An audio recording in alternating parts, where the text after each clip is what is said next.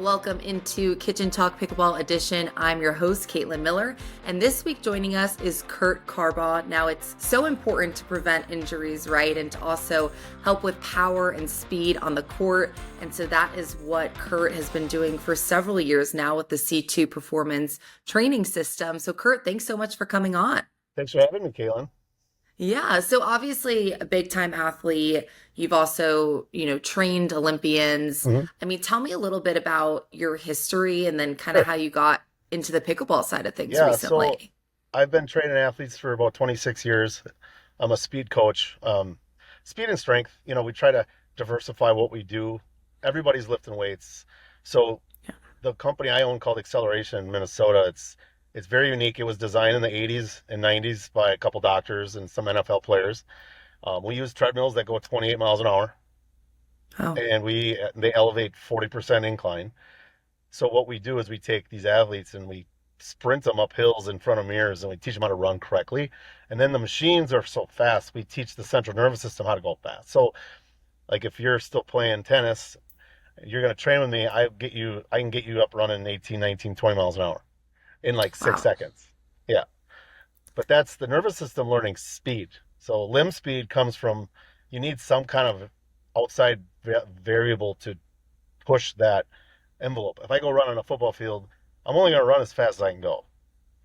So then you got to bring in other elements of force production on the ground and foot strike and extension, and it's just much harder to teach speed on the field and track, which was most people do. It's just we have a very we're lucky to have these machines that can Yeah, teach the speed, and then we tie in like we do have weights and we do have like my bands which I created.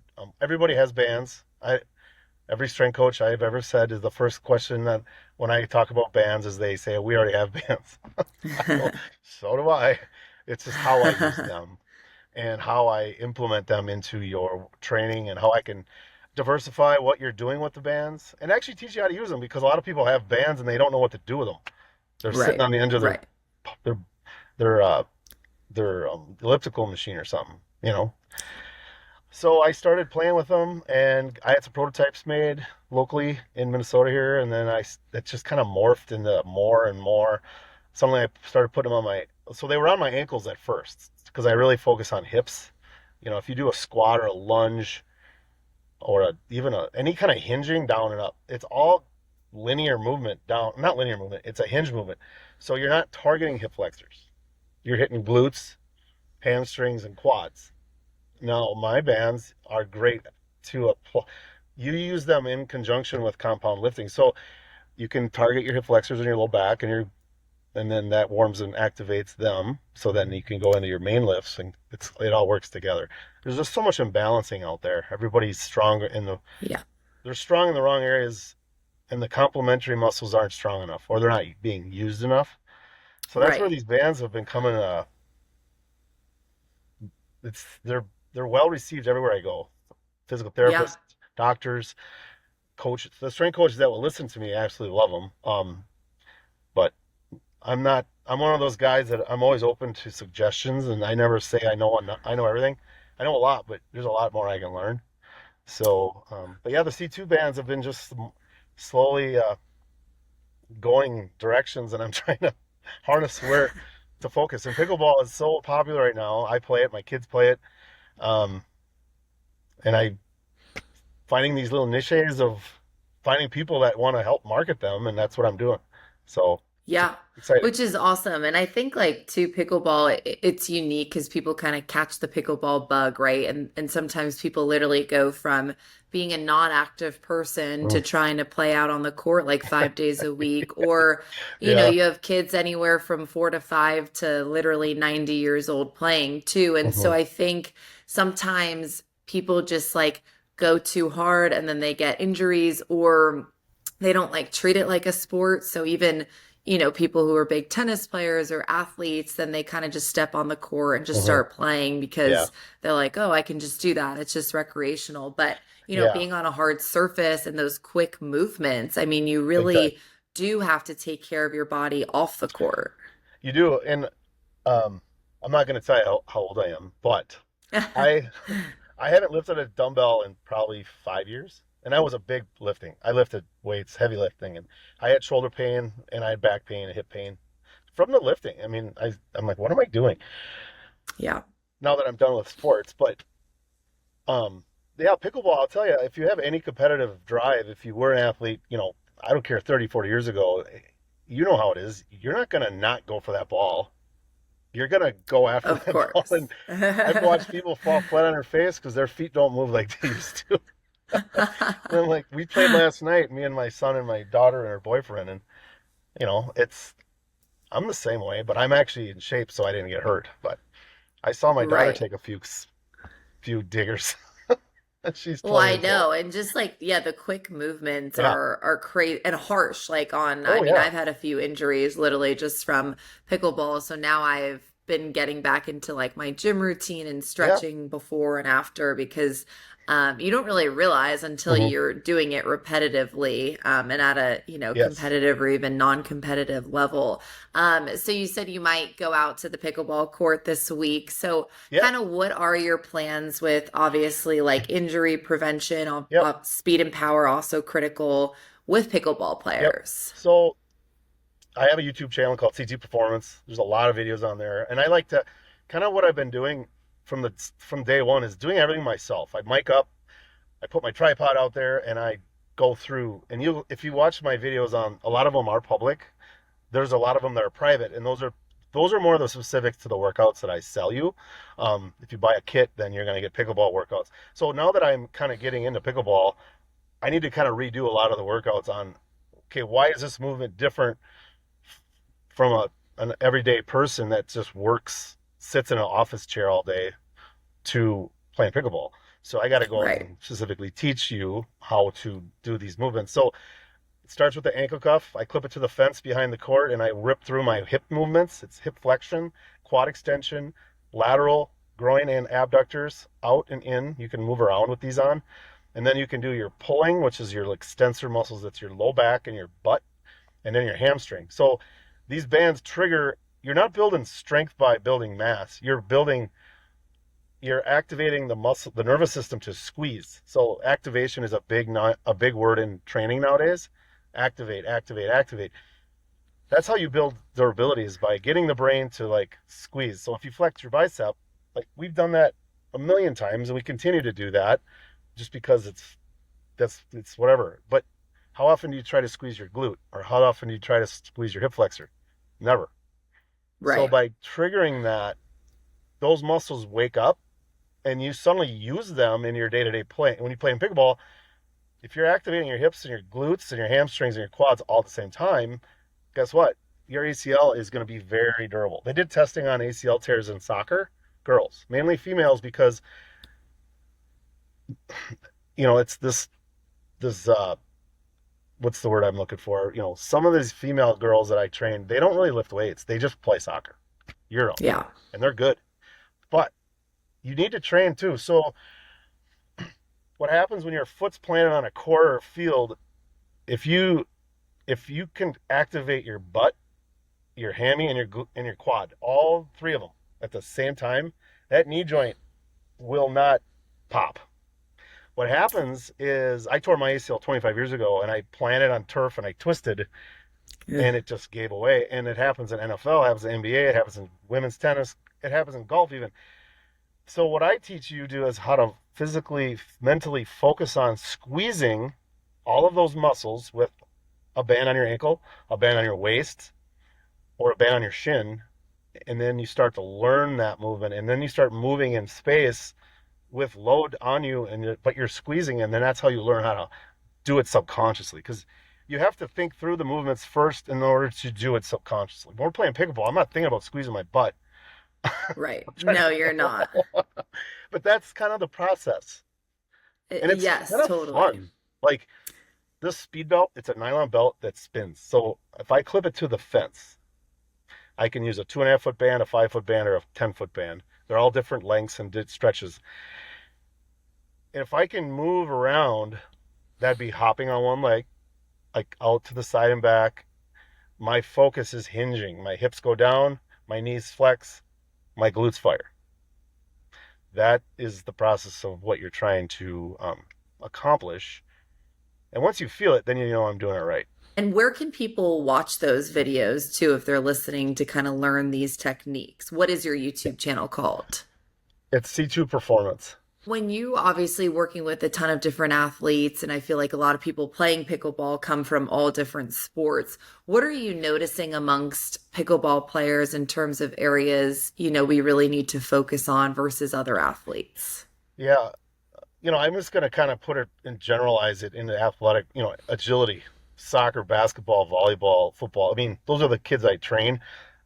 Pickleball is no different. Tennis, it's no different. You're playing on a smaller court. You're making the exact same movements, forward, backward, sideways, off balance, reaching. So you think about, rotator cuff issues could be a problem. Tennis elbow is a problem. Tennis elbow is hard though because you play tennis, right, Caitlin? Yes. Yep. So it's tennis elbow is a problem from believe it or not, the shoulder and the low and the back area is not being utilized correctly. You're using too much Hmm. of your wrist and arm, and then that activates that right in here. So my pickleball prevention movements are I design a cuff that goes on your wrist.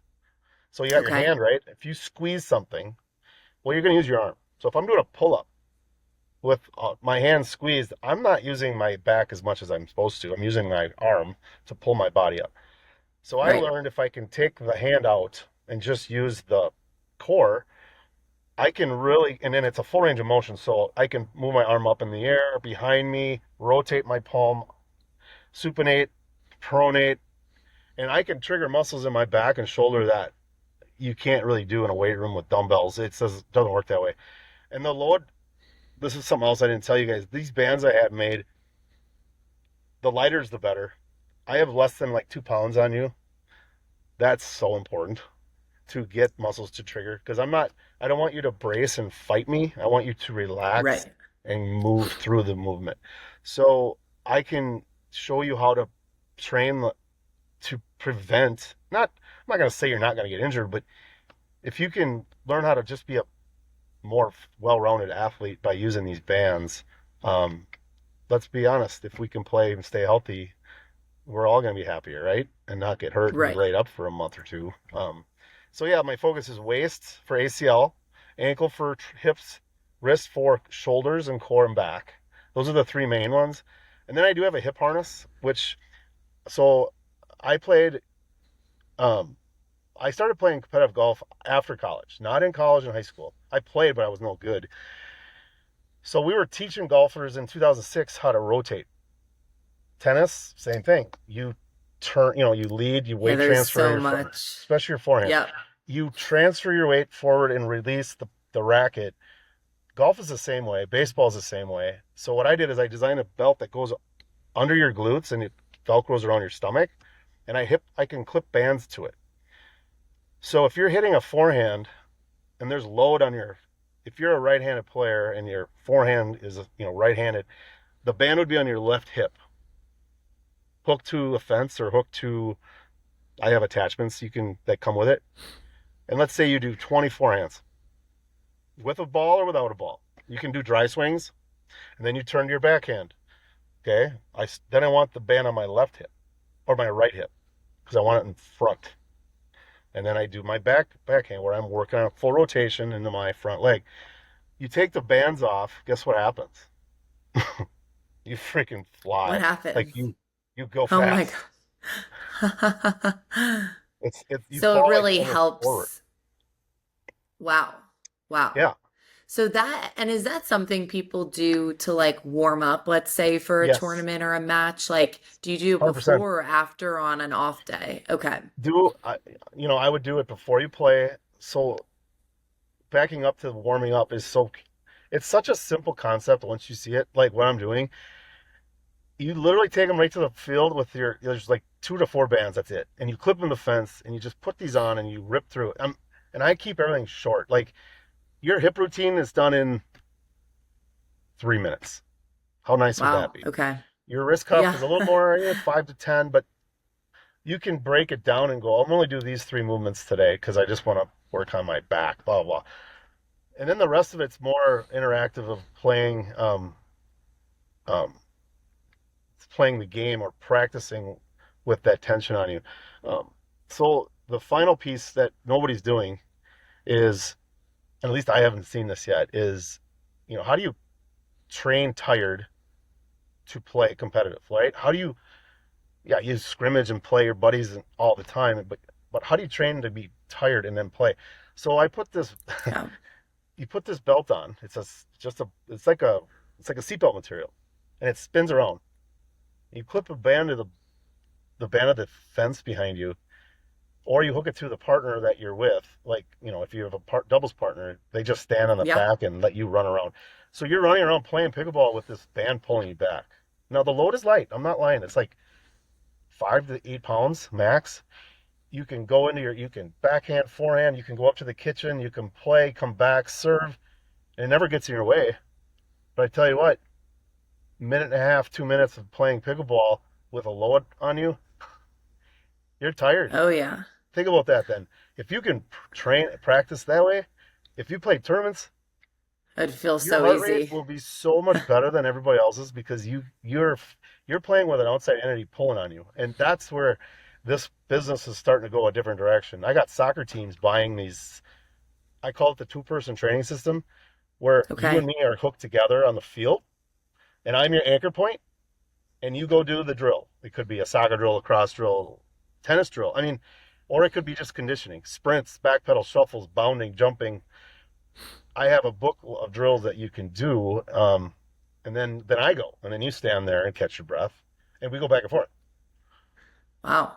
Yeah. And so you could literally hook this up to the fence, like behind the Yes. court. I got And all I have a few videos I know of I it. need to see a video You've of got to this see just to this. visualize it. It's insane. But I'm like, this is where I didn't start off doing it like that wasn't part of my deal. Right. That's where coaches that get it see like, holy crap, I can do we can do lacrosse drills with these things on. And Sure. let's be honest, to be a competitive athlete, you need to focus and function and catch and throw and hit when you're tired. I respect Yes. tennis players, and I watch Wimbledon and the Open.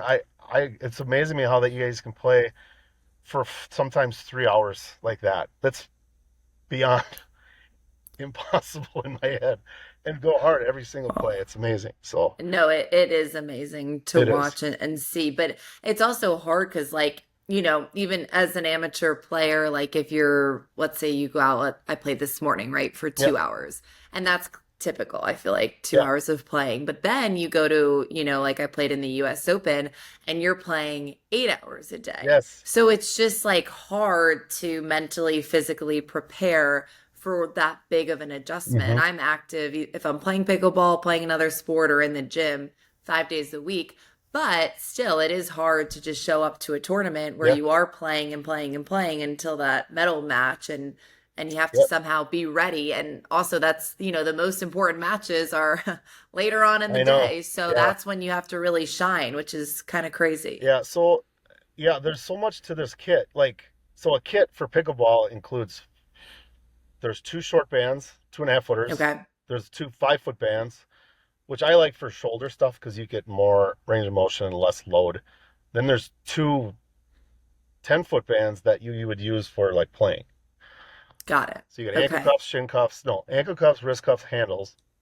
And then the attachments are a long strap. It's 28 inches long. You can put it on a fence post or in your house, looking at your couch you're sitting on. There's a leg on there. You could put the strap around the leg and then hook to that. And then there's this has been around for a while. It's a rubber ball on a strap, and that goes under a door.